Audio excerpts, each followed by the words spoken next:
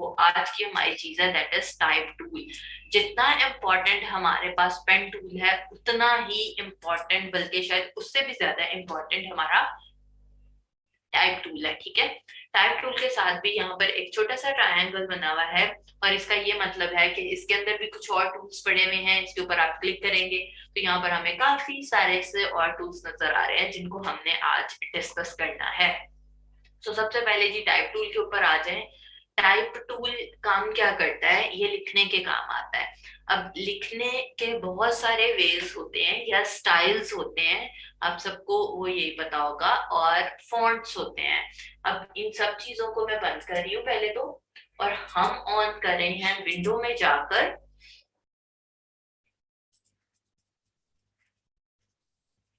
Type. Last पर जाके options हैं, ठीक है, आपने इस एरो पर क्लिक करना है और लास्ट जाना है।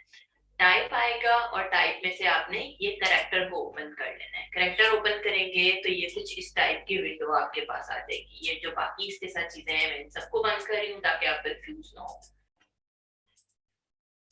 मे बी आप सबका कुछ इस तरह से खुले, इसी तरह से जैसे हमने स्ट्रोक की ऑप्शंस की थी, वैसे ही इन लाइंस पर क्लिक करें एंड शो ऑप्शंस पर क्लिक कर दें, ताकि आपको ये सारे का सारा नजर आने लगे।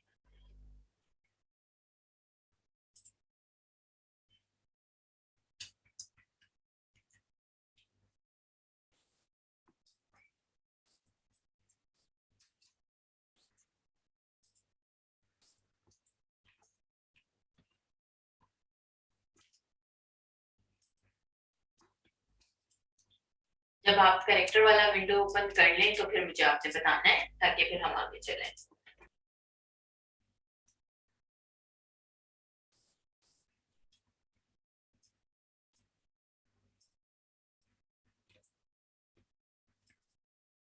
जी जी अनिका।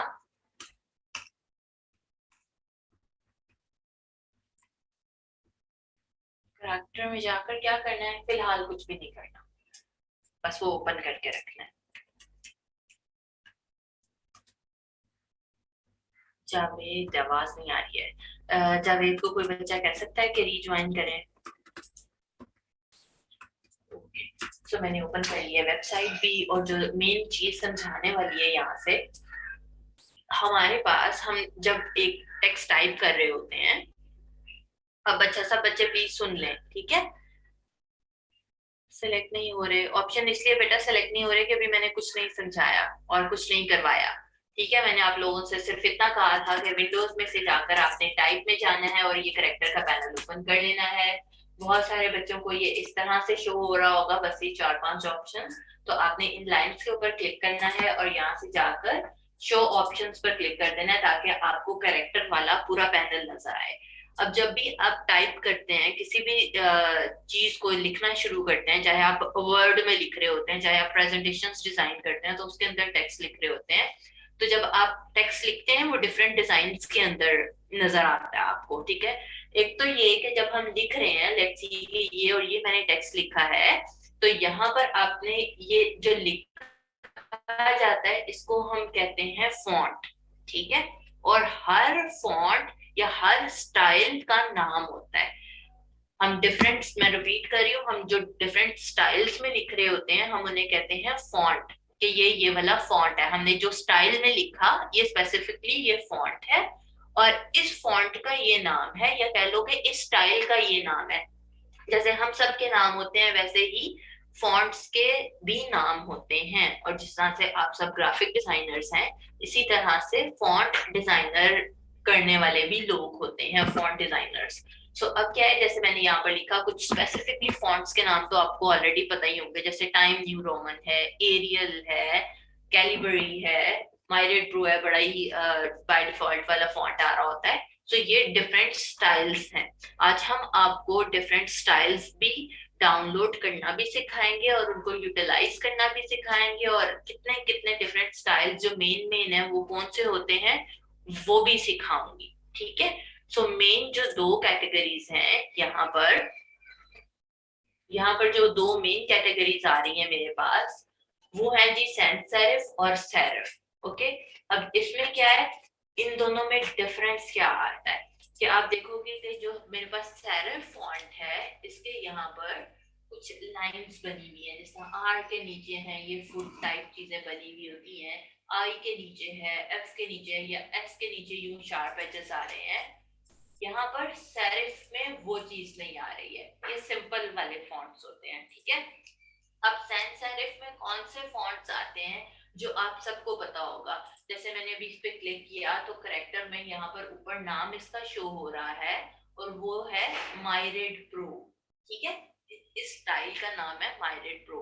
अब सैंस सेरिफ में से कौन कौन से नाम हैं जो आपको आते हैं फॉन्ट्स के, बताओ जरा मुझे। जैसे मैंने एक एरियल कह दिया, एरियल भी सैंस सेरिफ में आता है, कैलिबरी भी सैंस सेरिफ के अंदर आता है। और कोई नाम याद है फॉन्ट में? ओपन सैंस बिल्कुल, इम्पैक्ट बिल्कुल हमना ने ठीक कहा, एरियल बिल्कुल ठीक, टाइम न्यू रोमन अरूज सेरिफ में जाता है, ठीक है। जैसे मैंने ये वाला टाइम न्यू रोमन में ही लिखा था, बिल्कुल ठीक फातिमा। सो बहुत सारे बच्चों को इस तरह से पता है। अब अगर हम सैरिफ फॉन्ट्स में जाएं तो वो कौन कौन से हैं। कॉमिक सेंस आता है अली सैंस सेरिफ के अंदर, ठीक है। सो सैंस सेरिफ सेरिफ के अंदर अब कौन कौन से फॉन्ट्स हैं, बहुत एक कॉमन जो आप लोग बार बार कहीं पे यूटिलाइज करते होगे, that is time new Roman, ठीक है। टाइम न्यू रोमन है, बुक एंटीक है, इसी तरह के और भी काफी सारे से फॉन्ट्स हैं। अब मेरी वॉइस ठीक हो गई है? आज हम आपको बताते हैं कि डाउनलोड किस तरह से कर सकते हो। बहुत सारी वेबसाइट्स हैं जहां से आप फ्री में फॉन्ट्स डाउनलोड कर सकते हैं और यूटिलाइज कर सकते हैं। गूगल पर जाएंगे और यहाँ पर जाकर मैंने एक वेबसाइट टाइप की है dafont.com, DAFONT.com। मैं यहाँ पर टाइप भी कर देती हूँ आप लोगों को, आप भी इन्हें ओपन करें और फिर हम इसी को डिस्कस करते हैं। इसके अलावा हम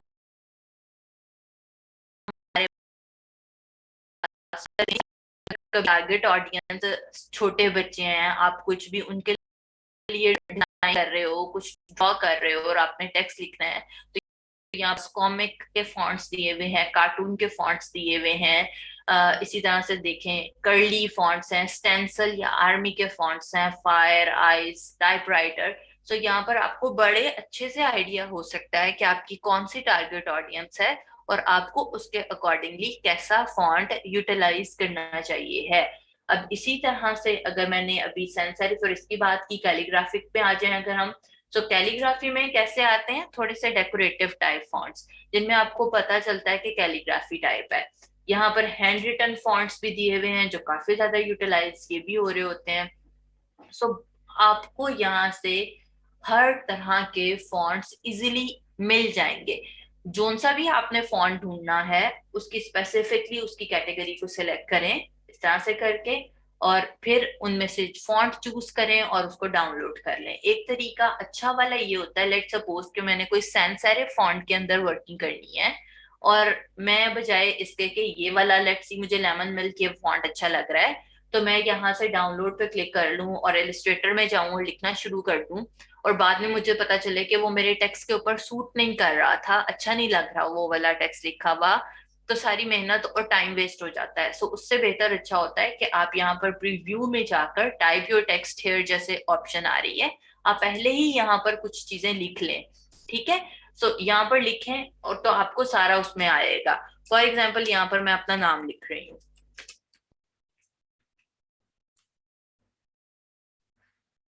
तो जैसे मैंने अपना नाम लिखा, अब मुझे सारे फॉन्ट्स जो सैंस सेरिफ वाले हैं वो इसी के अंदर ही नजर आ रहे हैं जो मेरा टेक्स्ट है। अगर मैं यहाँ से कॉमिक चूज कर लेती हूँ और उसमें फिर मुझे सारे के सारा अपना अब नजर आएगा, ठीक है। जो सा भी टेक्स्ट या फॉन्ट मेरे टेक्स्ट के ऊपर अच्छा लग रहा है मैं उसी को डाउनलोड करूंगी, रेदर देन मैं ट्राई कर करके चेक करती रहूं।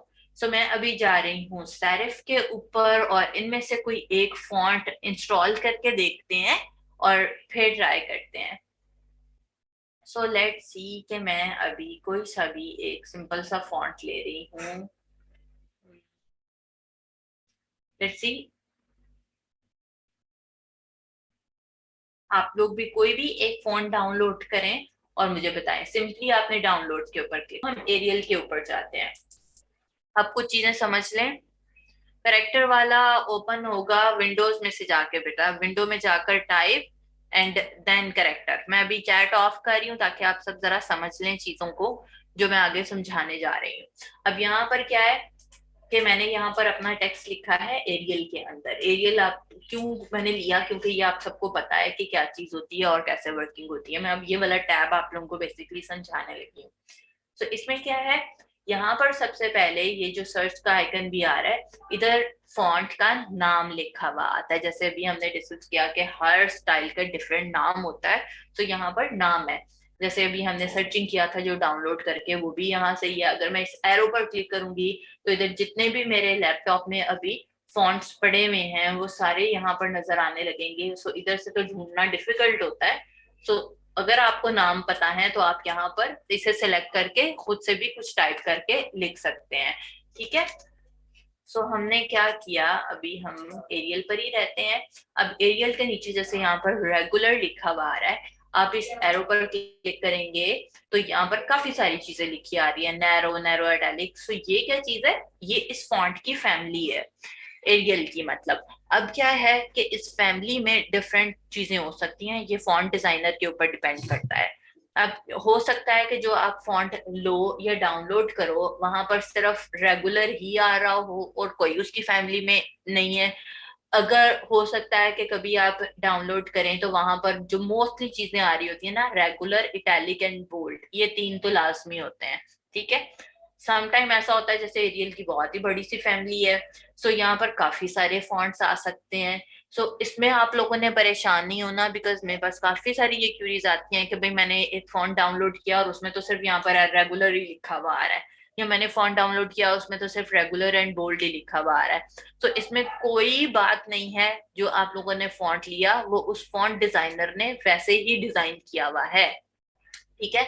सो लेट सपोज मैंने जैसे अभी यहाँ पर जो अभी फॉन्ट लिया था डीम ग्लोरी वाला, इसके अंदर एक ही फॉन्ट था, सो मतलब इसकी फैमिली में सिर्फ रेगुलर ही है और नहीं है, इसीलिए मुझे एरियल लेना पड़ा कि मैं आप सबको समझा सकूं। जैसे अगर मैं अब टाइम न्यू रोमन लेती हूँ, सो टाइम न्यू रोमन लें और इसकी फैमिली अगर हम चेक करें तो फैमिली में है regular, italic, bold and bold italic. ठीक है। सो इस तरह से हर फॉन्ट की फैमिली डिफरेंट होती है। सो आई होप कि मुझे ये तो समझाने की जरूरत नहीं है कि रेगुलर में क्या फर्क है और इटैलिक में क्या फर्क है एंड बोल्ड में क्या फर्क है। आपको ये सारी चीजें ऑलरेडी पता ही होंगी। ठीक है। तो मैं इसे वापस कर रही हूँ रेगुलर के ऊपर। दोबारा से एक दफा ओवरव्यू दे रही हूँ कि ऊपर लिखा हुआ आता है नेम और यहाँ पर लिखा हुआ आता है इसकी फैमिली। ठीक है। यहाँ पर आगे आके ऑप्शन आ रही है यहाँ पे इसका साइज की, मतलब जो आपने टेक्स्ट लिखा हुआ है आप इसका साइज इंक्रीज या डिक्रीज किस तरीके के साथ कर सकते हैं। तो यहाँ पर अगर आप थोड़ी देर होल्ड भी रखते हो तो इधर लिखा हुआ आ जाता है सेट द फॉन्ट साइज। अब यहाँ पर हमारे पास तीन डिफरेंट ऑप्शंस हैं, या तो आप इस एरो के साथ प्रेस कर लें, इस एरो पर क्लिक करेंगे तो बाय डिफॉल्ट आपके पास ऑप्शंस आती हैं 6 पॉइंट से लेकर 72 पॉइंट्स तक। और दूसरी ऑप्शन ये है कि आप यहाँ पर खुद से भी टाइप कर सकते हैं 72 को, जैसे मैंने सेलेक्ट किया और लेट सपोज मैं 200 इसका साइज रखना चाह रही हूँ, 200 लिख दिया एंड एंटर प्रेस कर दिया, तो उसका साइज 200 पॉइंट्स हो जाएगा। तीसरी जो चीज है कि यहाँ पर अपर एंड लोअर एरो दिया हुआ है, सो अपर एरो से आप क्लिक करेंगे सो आपका फॉन्ट का साइज इंक्रीज होता चला जाएगा, जैसे आप सबको भी नजर आ रहा होगा कि ये इंक्रीज होता चला जा रहा है। और अगर आप लोअर एरो प्रेस करते हैं तो आपका साइज डिक्रीज होता चला चला जाएगा। एक चीज और भी है कि आप साइज को मैनुअली भी इंक्रीज या डिक्रीज कर सकते हैं, सेम वैसे ही जैसे आप इमेजेस को ट्रांसफॉर्म करते हैं, शिफ्ट प्रेस करें, किसी भी कोने पे होल्ड रखें और साइज इसका छोटा या बड़ा कर लें। बट एज अ बिगनर मैं अभी ये वाली चीज सजेस्ट नहीं करती हूँ, ये इजी रहती है कंपैरेटिवली यहाँ से साइज बड़ा छोटा करने की निस्बत। लेकिन एज अ बिगनर आप लोग क्या करते हैं, शिफ्ट ठीक प्रेस नहीं करते तो वो फिर फॉन्ट स्ट्रेच हो जाता है, यू से हो जाता है या फिर यूं हो जाता है और आप लोगों को पता भी नहीं चलता कि ये कितनी बड़ी मिस्टेक है, ये बहुत बुरा लगता है। ठीक है। सो इस तरह से अभी किसी ने भी फॉन्ट का साइज चेंज नहीं करना है, सबने यहाँ से ही करना है, ठीक है। सो इसलिए हम इसे इसी वाले पर ही रखकर वर्किंग कर रहे हैं। लेट्स सी 72 है, इधर से ही चीजें समझाऊंगी। इसके बाद आ रही है हमारे पास लेडिंग। अब लेडिंग क्या चीज होती है कि दो लाइनें जो लिखी हुई आती हैं इनमें आपने कितना गैप इंक्रीज या डिक्रीज करना है। जैसे अगर मैंने सैंस सेरिफ लिखा है, नीचे वाली लाइन में आके मैं कुछ और लिख देती हूँ, ठीक है। अब यहाँ पर क्या हुआ कि इधर और इस वाली लाइन में ये वाला जो गैप आपको नजर आ रहा है दैट इज लेटिंग, कि ये गैप कितना रहना चाहिए। अब जैसे इसके भी वही वाले तीन वेज हैं, आप चाहे यहाँ से कर लें, चाहे यहाँ से अपर एंड लोअर एरो से कर लें, आपकी मर्जी है। अब मैं अगर अपर एरो प्रेस कर रही हूँ तो मेरा साइज लाइन में इंक्रीज होता चला जा रहा है, अगर मैं कम कर रही हूँ तो साइज डिक्रीज होता चला जा रहा है, ठीक है। इसके बाद यहाँ पर हमारे पास ऑप्शन आ रही है set the kerning between characters. So इसको भी देख लेते हैं। यहाँ पर क्या है भाई कि सम टाइम ऐसे फॉन्ट्स आ जाते हैं जहां पर आपको, जैसे फॉर एग्जांपल ये अगर आप देख रहे हो कि आई का डॉट जो है वो एफ से बिल्कुल साथ मिल गया है, सो सम टाइम आपको क्लाइंट कह सकता है कि भाई ये मुझे ऑड लग रहा है, थोड़ा इसके अंदर गैप होना चाहिए। सो फिर उस वक्त ये वाला ऑप्शन काम आता है कि आपने इन दोनों में एफ और आई में जैसे ये गैप आ रहा है और ये आता भी नहीं करेक्टर्स में है, जैसे एच के अंदर आ गया, आई के अंदर आ गया, कुछ स्पेसिफिकली करेक्टर्स दिए हैं जिनमें ये गैप आपको कम या ज्यादा लग सकता है, और वो लगता भी इसीलिए है कि ये डॉट्स वगैरह आ जाते हैं। सो मैंने इन दोनों में गैप अगर ज्यादा करना है इनमें ये रखा, और इसी के भी वही वाले वेज हैं कि अगर मैं इसको गैप ज्यादा करना चाह रही हूँ तो मैं प्लस वाली साइड पर ले जाऊं, ठीक है सी, और यहाँ पर माइनस का ऑप्शन भी मेरे पास आ रहा है। अगर मैंने -100 कर दिया तो ये उसके बिल्कुल ही साथ लग गया। अब क्या है कि इसी तरह से अगर आप अपर एरो प्रेस करेंगे तो भी वो गैप ज्यादा होता चला जाएगा, अगर आप लोअर एरो प्रेस करते हैं तो गैप कम हो जाता है। और बाय डिफॉल्ट अगर आपने इसको कुछ नहीं करना, सिर्फ फिलहाल प्रैक्टिस के लिए करना है, तो आप इसे 0 पे ही रहने देंगे। अच्छा, मैं अभी इन सारी चीजों के लिए आप लोगों को टाइम दूंगी, फिलहाल मैं अभी सिर्फ समझा रही हूँ बिकॉज इजी इजी सी चीजें हैं। अच्छा, इसके बाद यहाँ पर क्या ऑप्शन आता है हमारे पास, ऑप्शन आ रहा है हमारे पास ये है जी, set the tracking for the selected characters. अब ये क्या, हमने इस पूरे करेक्टर्स को, पूरे वर्ड को सिलेक्ट किया हुआ है, और अगर हम ये चाह रहे हैं कि इनके बीच में ये जो करेक्टर्स हैं इनमें गैप कम या ज्यादा हो जाए, तो हम कैसे कर सकते हैं।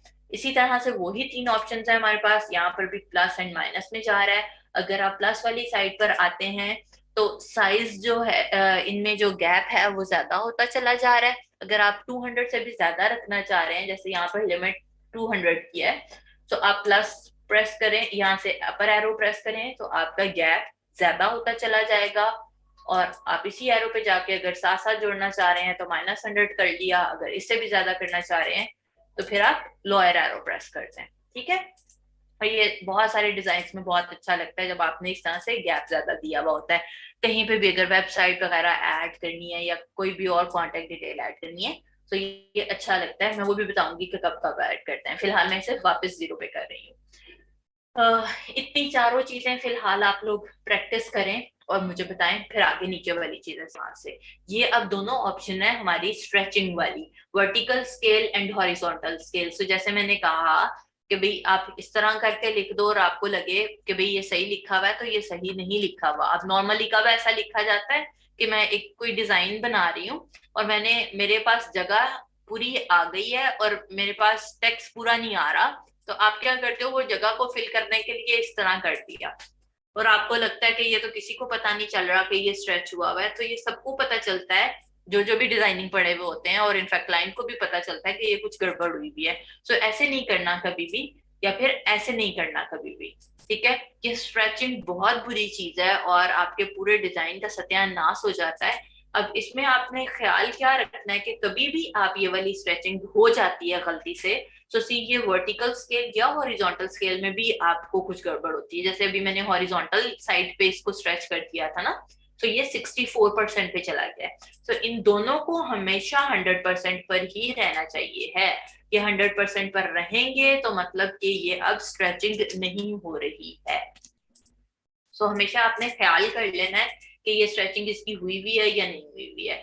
आगे इसके बाद हमारे पास ऑप्शन आ रही है set the baseline shift. So set the baseline क्या चीज है, उसके लिए मैं एक रूलर ऑन कर रही हूँ। फिलहाल आप लोगों को रूलर की जरूरत नहीं है, बट मैं सिर्फ आप लोगों को अभी समझाने के लिए कर रही हूँ। लेट सपोज कि ये वाली मेरी बेस लाइन मैंने अपने अकॉर्डिंगली एक सेट की हुई है और ये मैंने टेक्स्ट को सिलेक्ट किया और यहाँ पर आ रहा है कि जी सेट द बेस लाइन। सो यहाँ पर पॉजिटिव साइड पर मैं जाना शुरू हो जाऊंगी। जैसे मैंने 12 पॉइंट किया तो ये मेरी बेस लाइन से ऊपर को हट गया है, ठीक है। और अगर मैं यहाँ पर माइनस वाली साइड पे आती हूँ तो ये मेरा बेस लाइन से नीचे हट गया है। सो इस ऑप्शन से ज्यादा बेहतर मुझे क्या चीज लगती है कि हमने अगर अपने टेक्स्ट को ऊपर या नीचे ही करना है तो रादर देन हम यहाँ से बेसलाइन से सेट करके रखें, हम सिलेक्शन टूल से सेलेक्ट करके भी उसको कहीं पे भी रख सकते हैं जहां पे भी हमने रखना है। सो इसको आप ऐसे ही यूटिलाइज करें रादर देन यहाँ पर आप स्टक हो जाए। अगली जो ऑप्शन आ रही है करेक्टर रोटेशन की, अगर अब मैं यहाँ से भी सिंपली क्लिक करूं तो इसी ये मेरे करेक्टर्स रोटेट हो रहे हैं। वैसे तो इसकी ऑप्शन की कभी जरूरत नहीं पड़ती है, बहुत ही फजूल सी लगती है, बट चलो पता होना चाहिए। जीरो पे दोबारा कर रही हूँ। और ये वाली सारी ऑप्शंस तो आई होप कि आप सबको ऑलरेडी पता ही होगा, ठीक है। तो नीचे वाली ऑप्शंस एक बार जल्दी से चेक करें और फिर हम इसके टूल्स को ट्राई करते हैं। चल गया कि कैसे लिखना है। आप यहाँ से टाइप टूल के ऊपर जाओगे और जितने भी आपने सिंपली लेफ्ट क्लिक प्रेस करना है, और जो हम लोग अभी 2017-18 यूज कर रहे हैं उनके पास यहाँ पर डमी टेक्स्ट लिखा हुआ आ जाता है। जो 2015 वाले बच्चे हैं उनके पास डमी टेक्स्ट नहीं आएगा, उनके पास इस तरह से ये ब्लिंक वाला आइकन आता है। सो अल्टीमेटली तो हमें ब्लिंक वाले आइकन का ही काम है, बिकॉज हमने डमी टेक्स्ट लेकर क्या करना है। सो हमने यहाँ पर ब्लिंक आइकन आ रहा है, जो भी आप टेक्स्ट लिखना चाह रहे हैं आप खुद से लिख सकते हैं। अजान हो जाए फिर आगे कंटिन्यू करते हैं। में एक या दो वर्ड्स लिखने हैं तो आप इस तरह से भी लिख सकते हैं। जैसे कि अगर मैं यहाँ पे कुछ भी टाइप करना चाह रही हूँ तो हम इस तरह से टाइप कर लेंगे, या फिर अगर कहीं से कॉपी करके इधर पेस्ट करना है तो आप इसी तरह से कंट्रोल C जहाँ से भी आप कॉपी कर रहे हो वहां पे करोगे और यहाँ पर आके आप कंट्रोल V प्रेस कर दोगे, ठीक है। अब क्या है कि हम सारी चीजें आपकी ये वाली यहाँ पर हैं। इन केस अगर आप यहाँ से कुछ भी पैराग्राफ है और वो लिख कर लाना चाह रहे हैं तो आपने इसी तरह से टाइप टूल लेना है और अदर देन आप सिंगल क्लिक करें। अब आपने लेफ्ट क्लिक प्रेस करके एक बॉक्स ड्रॉ कर लेना है, ठीक है। सो आपने ये बॉक्स लिया और आपने टेक्स्ट बीच में जो भी डमी टेक्स्ट आ गया इसको इग्नोर करें, जहां से भी आपने कॉपी करना है यहाँ पर आकर आप पेस्ट कर लेंगे। पैराग्राफ की सारी ऑप्शंस मैं कल बताऊंगी, बट फिलहाल के लिए आपको एक ये बॉक्स बनाना आना चाहिए। एक बार लिखकर और एक बार बॉक्स बनाकर ट्राई ग्राफ में ही जरूरत पड़ती है, इसमें जरूरत नहीं पड़ती है। अनिका मैंने A4 पे कर रही हूँ मैं वर्किंग। इकरा कैसे टाइप किया बेटा, आपके सामने ही है। टाइप टूल लें, सिंगल क्लिक करें और आप लिखना शुरू कर दें। मे बी आपके फॉन्ट का साइज बहुत छोटा होगा इसलिए नहीं लिखा जा रहा होगा। आपने क्लिक करना है और कीबोर्ड से टाइप करना शुरू कर देना है, ठीक है। इकरा आप लिख भी रहे हो या नहीं? मे बी यहाँ से चेक करो कि आपने फॉन्ट का साइज क्या रखा हुआ है एंड कीबोर्ड से टाइप भी करना है। ओके, ये वाली चीज हो गई।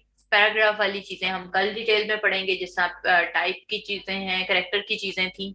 सेकंड जो ऑप्शन हमारे पास आ रही है यहाँ पर है एरिया टाइप टूल। अब एरिया टाइप टूल का अगर आप आइकन चेक करो तो एरिया टाइप टूल का आइकन कैसे आ रहा है कि एक शेप बनी हुई है और उसके अंदर टी लिखा हुआ है, मतलब किसी भी शेप के अंदर आप टेक्स्ट को लिख सकते हैं।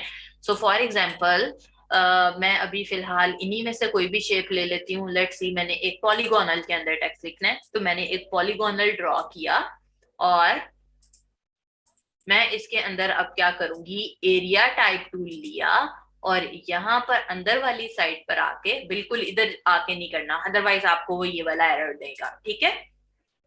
ये जो ब्लू वाली लाइन आती है जब ये पाथ लिखा हुआ आ जाता है आपने यहाँ पर क्लिक करना है और आपके शेप के अंदर टेक्स्ट आ जाएगा।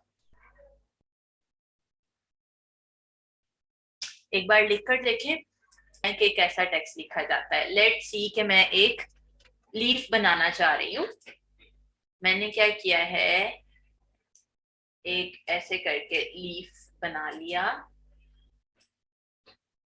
यूं, जहां से स्टार्ट किया उधर ही एंड किया, क्योंकि क्लोज शेप होनी चाहिए ना टेक्स्ट लिखने के लिए भी। सो मैंने क्या किया कि यहाँ से एक बना लिया, और अब हम जा रहे हैं एरिया टाइप टूल के ऊपर, और यहाँ पे कीप इन माइंड, जो बच्चे अभी भी कह रहे हैं ना कि बाहर लिखा जाता है, इसका मतलब है कि वो बहुत ही कहीं बाहर जाकर क्लिक कर रहे हैं, या जिनका अंदर एरर आ रहा है ये वाला, वो सेंटर में जाके कहीं क्लिक कर रहे हैं। सो आपने ये वाली जो हमारी ब्लू लाइन आ रही है, जब पाथ लिखा हुआ आता है, तो आपने रहना अंदर ही है, ओके, शेप के अंदर वाली साइड पे ही रहना है, और आपने सिंपल लेफ्ट क्लिक कर दिया। हमारा अभी यहाँ पर डमी टेक्स्ट आ रहा है, जो बच्चे 2015 यूज कर रहे हैं उनका वो ब्लिंक आइकन आ रहा होगा। तो कहीं से भी कोई भी टेक्स्ट ले लें, कॉपी कर लें, या सिंपली कीबोर्ड से कुछ भी टाइप कर लो, वो आपका आ जाएगा उसी शेप के अंदर जो आपने शेप ड्रॉ की है। एक बार खुद से भी कोई भी